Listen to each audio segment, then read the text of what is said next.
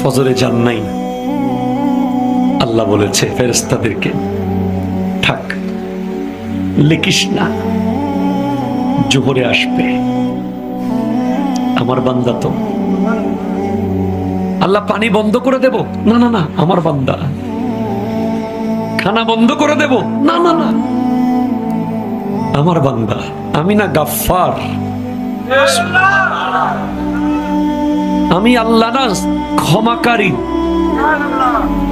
আল্লাহ দোষগুলো দুনিয়াকে দেখাই দেব, না না না, আমি সাত্তার। রহমতের চাদর দিয়ে ঢেকে রেখেছেন। আপনি জান নাই, আপনাকে হাইয়া আলাস সালাহ বলার পর আবার হাইয়া আলাল ফালাহ বলেছেন।